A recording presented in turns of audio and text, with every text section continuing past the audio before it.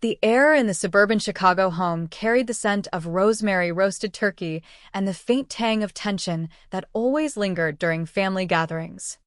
Sunlight slanted through the tall windows, casting long shadows across the cream-colored tablecloth my mother had insisted on using despite the rental house's perfectly fine dishes. It was Thanksgiving, and the whole family had gathered in this temporary space overlooking the Chicago River, a compromise location because no one could agree on whose house felt neutral enough. I sat between my cousin Quinn and a distant relative whose name escaped me, watching my brother Marcus fumble with the HDMI cable to connect his laptop to the television mounted above the fireplace. His hands trembled slightly. At 30, Marcus still approached technology like it might turn on him. "Almost ready," he muttered, more to himself than anyone. My father, Robert, poured wine with deliberate precision, the same careful way he reviewed insurance policies at work. My mother, Lydia, hovered near Marcus, adjusting his collar even though we were all in casual clothes. Performance. Always performance. The first slide appeared, AI art gallery, revolutionizing creativity. Comic Sans font. I bit the inside of my cheek and focused on my water glass. Marcus launched into his pitch, voice cracking at first. "I've been developing this for 8 months. Same time I spent on that big account that brought in serious revenue for my last gig." He clicked forward. Blurry images that looked like AI-generated abstracts or perhaps just random stock photos. The intersection of tech and human creativity. Untapped market. He read directly from the slides. Projected revenues relied on buzzwords: synergy, disruption, innovation. I counted 17 basically mentions.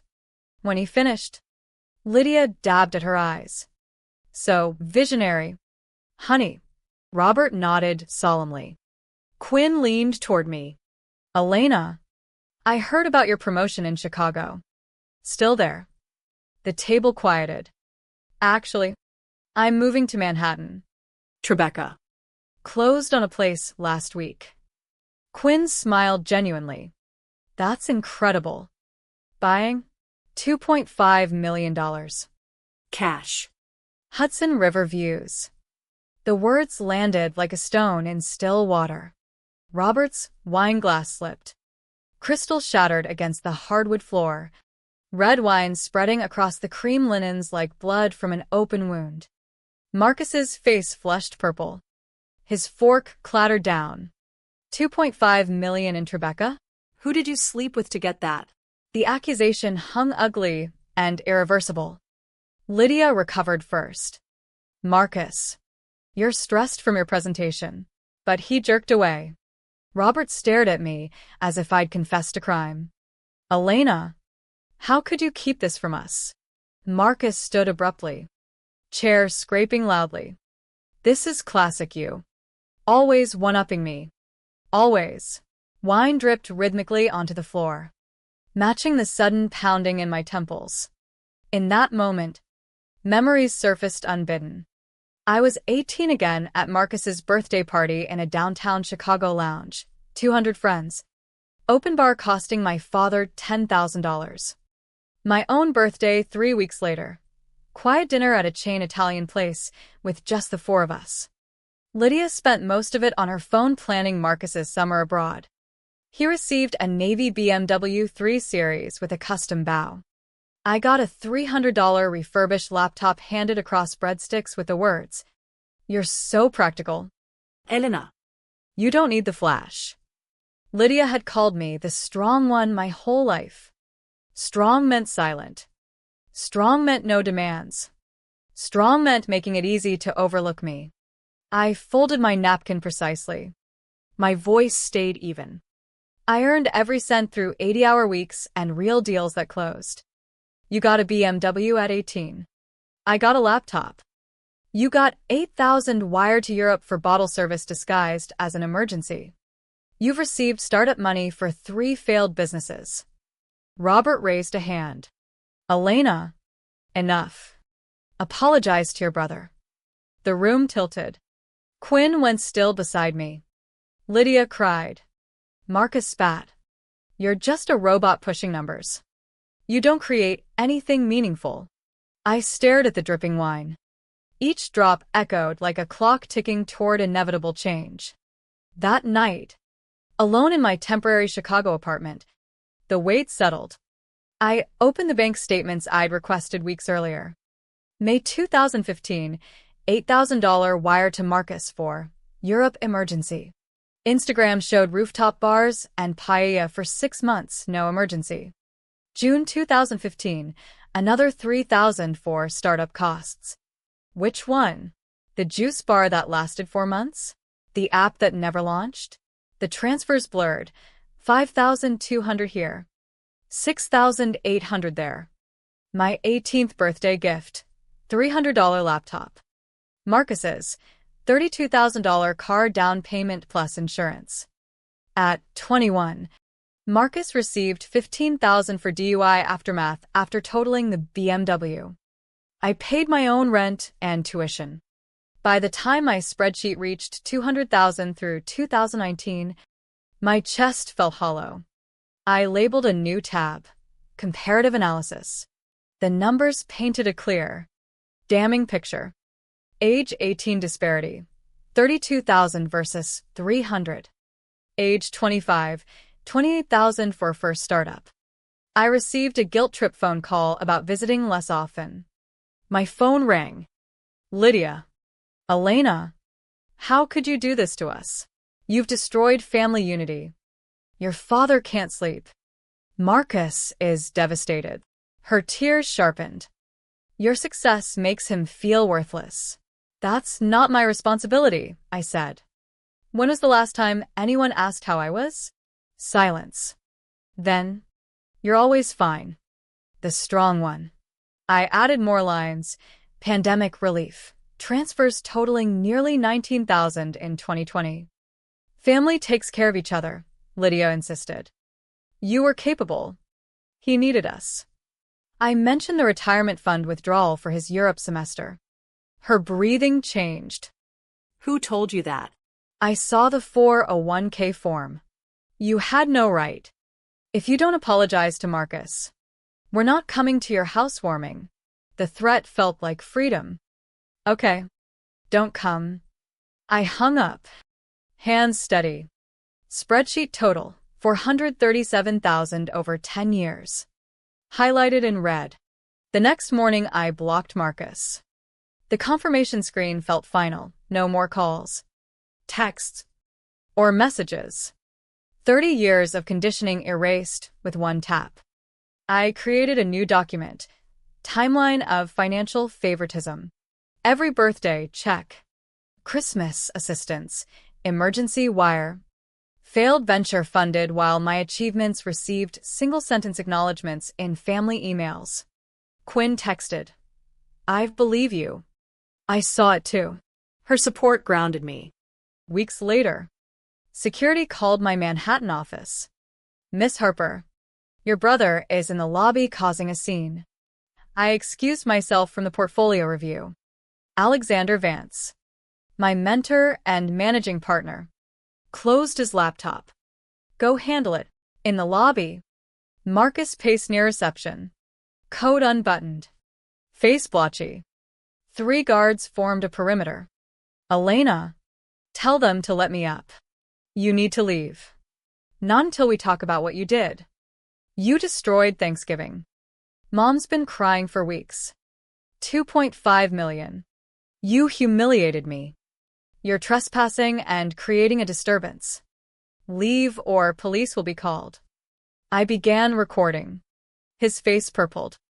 She's a thief. She stole my inheritance. Security escorted him out amid shouts. I forwarded the video to my personal email and headed to HR. By afternoon, I sat with Janet from HR. The video played twice. This is the 3rd contact this week. We'll document everything. Consider a restraining order. Alexander waited in my office. Security briefed me. Your brother sounds unstable. He's desperate. My parents funded his life for 30 years. Over 400,000. Alexander whistled. Jesus. He pulled out his phone. I'm calling your father. Robert answered. Alexander's voice turned steel. This is Alexander Vance, managing partner. Your son created a scene in our lobby. Security removed him. Further contact will lead to legal action. Your daughter is brilliant. Your son is not her responsibility. He ended the call. Thank you, I said. That needed saying. An ambush family Zoom invite arrived. Family discussion. Quinn warned. This feels like a setup. I joined from my dining room. Manhattan skyline glowing behind me. Robert began. Time to clear the air. Marcus launched into betrayal speech, my success at his expense, turning into a cold corporate robot. Lydia dabbed tears. Robert nodded. When they finished, Robert asked, Elena, anything to say? Let's discuss money. BMW at 18 versus $300 laptop. 8,000 to Europe. Over 437,000 total. Marcus, that's a lie. Lydia, how dare you make up numbers? I have bank statements. The relatives' faces showed shock. Some nodded with my parents. They would never admit it publicly. The narrative of good parenting couldn't survive the truth. I see, I said quietly. This conversation is over. I closed the laptop mid-protest. Texts flooded in. Some relatives admitted seeing the disparity, but stayed silent to avoid becoming targets. I was the target now. I could handle it. My assistant implemented protocols, family calls to voicemail, emails filtered. For the first time in 29 years, breathing felt easy. Saturday morning, an unknown number texted a photo. Marcus at JFK. One way to New York. Coming to get what's mine. I screenshot and forwarded to my attorney and Janet. Christmas Eve arrived cold and clear. My Tribeca apartment smelled of pine from the small tree Quinn helped decorate. White lights only. No ornaments. Just the silver Hudson view. Security called at 7:47 p.m. Situation in the lobby. I pulled up the camera feed. Marcus paced. North Face jacket from Thanksgiving. Mouth moving rapidly. Frank, the former NYPD doorman, blocked the elevators. Don't let him pass. Marcus shouted. She's my sister. You can't keep me from family on Christmas. He pulled out his phone. Then yelled toward the windows. Elena, I know you're up there. Stop hiding. I dialed 911. Reporting restraining order violation at 47 Light Street. Subject refusing to leave. NYPD arrived in 11 minutes. Officers escorted Marcus away, his voice echoing about theft and betrayal. By 9 p.m., videos circulated online. Manchild meltdown at luxury building. 40,000 views by midnight. 200,000. Subtitles. TikTok versions with crying filters. Marcus's purple rage became a meme. Lydia called Christmas morning at 6:47 a.m.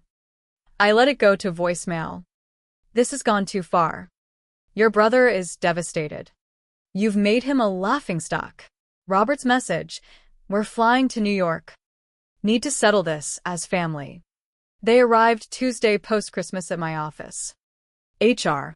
Corporate attorney Marcus arranged, and building security waited. Robert and Lydia entered the glass conference room expecting private talk. Witnesses surprised them. What is this? Lydia cracked immediately. You came to harass an employee at her workplace, the attorney said. I set my phone recording. Robert tried reasonable tone. We just want to understand why you're doing this to Marcus. Tell me about the investment strategy. 437,000 over 12 years. Walk me through the logic. Lydia, we invested in Marcus because he needed help. You were always so capable. You didn't need us. There it was. My capability disqualified me from equal treatment. Robert leaned forward. Your success was supposed to support the family. The strong ones help the struggling ones. I replayed the recording aloud. Their faces drained of color. The attorney stood. This meeting is over. Further contact constitutes harassment.